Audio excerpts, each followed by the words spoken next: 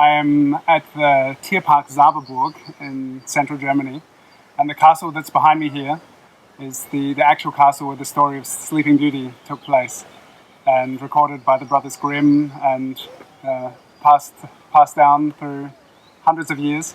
And there are also oak trees here which are hundreds of years old, maybe even 1,000 years old. They're enormous and amazing. And the first ever acorn ink I made was with acorns from the oak trees from this place near Sleeping Beauty's castle. And today I've been collecting some sticks from dead wood from the oaks to make pens with. Acorns are not in season at the moment, but when they are, I'll be collecting more to make more ink.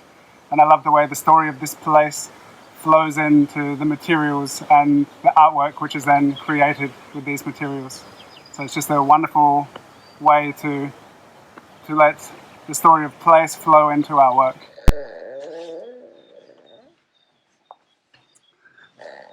So Holly is going to help me make some acorn-cap ink. I have lots of awesome acorn caps here, and Holly's already been busy smashing things with a mortar and pestle. Yeah? Oh yeah, these ones still have some nuts in there. I don't know if I can take it out, but we can probably smash it out. If you put it in here, and then you can smash it. And we're going to crush them so that the pigment will be released quicker with the smaller pieces. It's going to be easier for the pigment to flow out, and it'll just be a quicker cooking process. And yeah, it'll be a really nice acorn cap ink that we get out of this. So you can separate the caps from the nuts. Oh, that's heavy, Holly. Oh, awa. Should we put... Oh, Holly's a bit grumpy this morning. Can we put that in there? I think she's getting teeth. So, look, you've got them in here. And here, oh, she's put her piece of apple in the pot. And we're going to start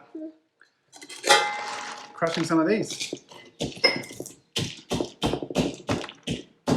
Might be a bit noisy.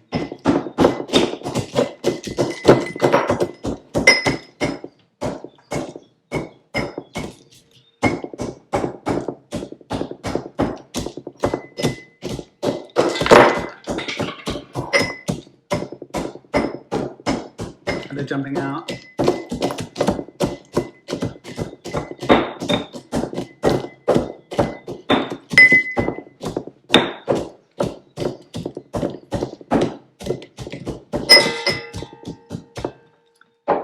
So this is already looking good. You can make it finer and finer, not too fine, because once I made it so fine that it was just like a gluggy porridge, and then it was pretty hard to separate the ink from the plant stuff. So I think that's going to be enough. And I have this perfect pot here, which is actually a bit rusty in the bottom, which is good for this because we want the iron from rust. I'm going to put some rusty screws and stuff in here. Hey? You want me to close my eyes? We were playing we were playing a game with these, like this. Is that good? Yeah. Yeah? Yeah? Is that good? Yeah. Not good?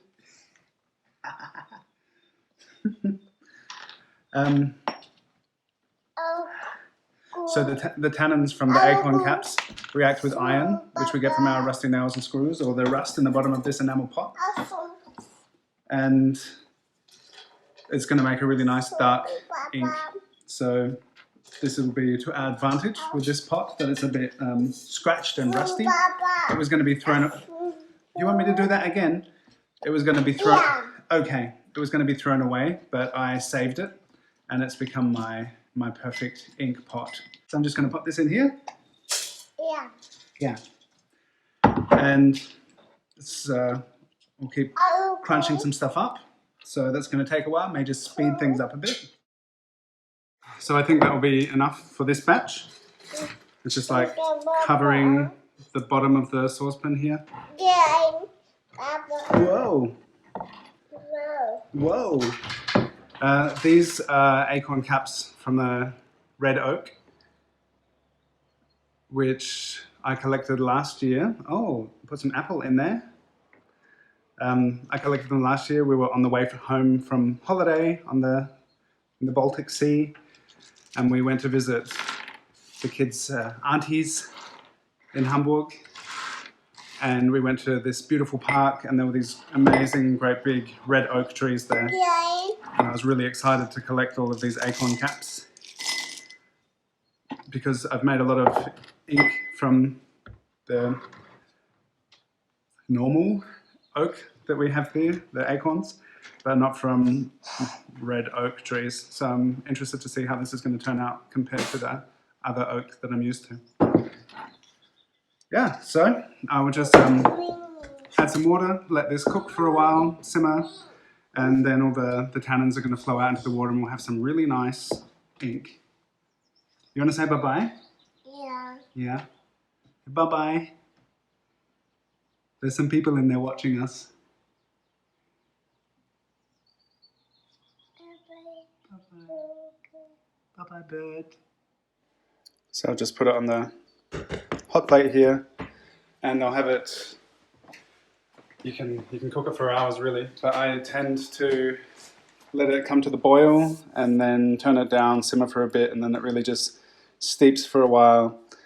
I also rinsed the acorn caps just before I put it in here, because otherwise it's likely that you can end up with a lot of dirt in there, which you're going to have to filter out later.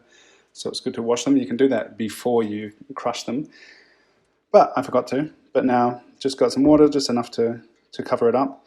I may need to top up some water as that cooks. And now I'll turn the heat on, put the lid on. So you want to have the lid on, conserve energy. At every step of the process, whenever you can conserve energy, it's a good thing to do.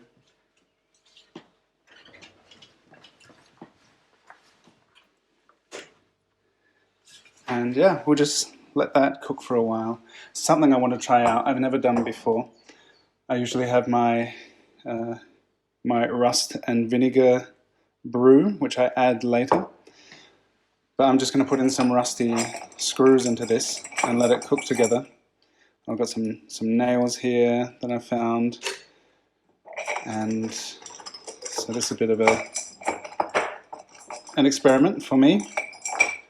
Screws, nails, just rusty things. I'm going to put them in there. It's going to cook together, and that's going to help get that nice dark color that we're going to love. So yeah, let's do it. While we're waiting for this to boil, I will just show you, once you've collected some rusty things, because you can make this iron mix, which you then can use for all of your tannin-based inks, and iron is just a great,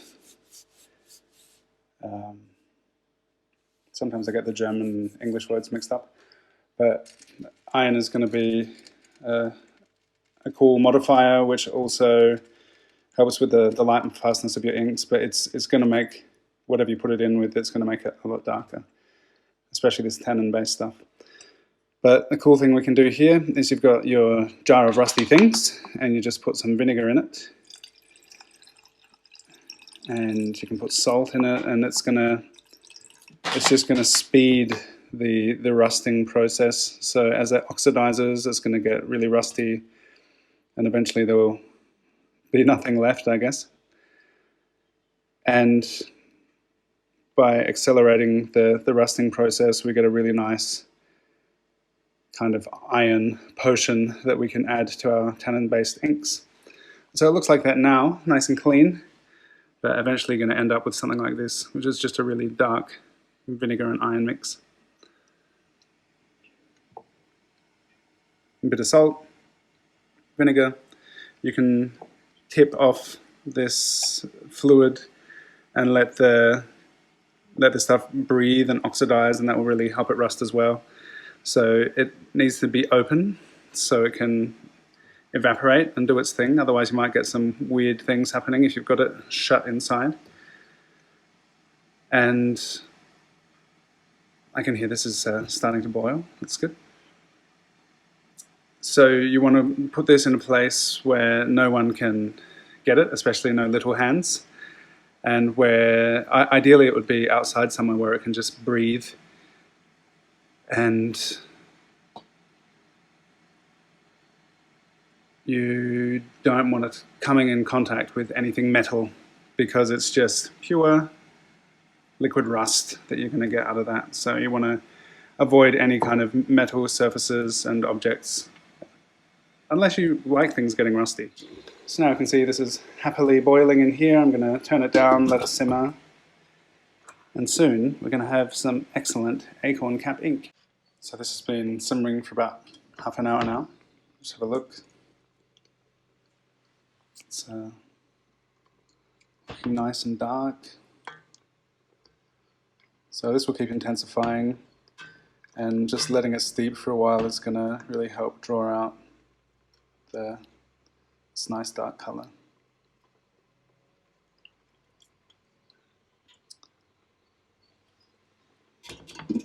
So I've let the acorn ink over the course of 24 hours now. I let it steep. I brought it to a simmer again a couple of times just throughout the course of the day.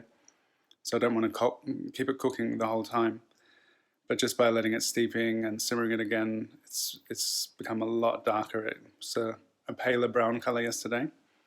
Now we'll fill it into our jar and see how it looks. Here I've got my jar, a funnel, and a sieve. And all of this stuff I only use with ink making. This is not what we use in the kitchen, because there are some things you just don't want to mix with food. And so I'm just going to pour this out of the pot into the jar. You'll be able to see what we've got here. There's a nice dark brown color.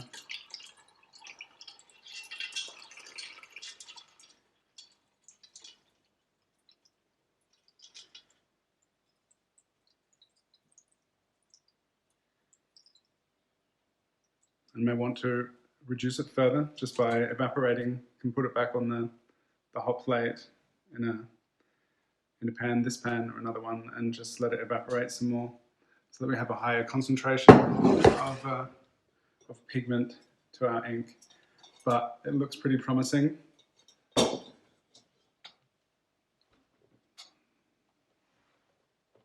Acorn-cap ink.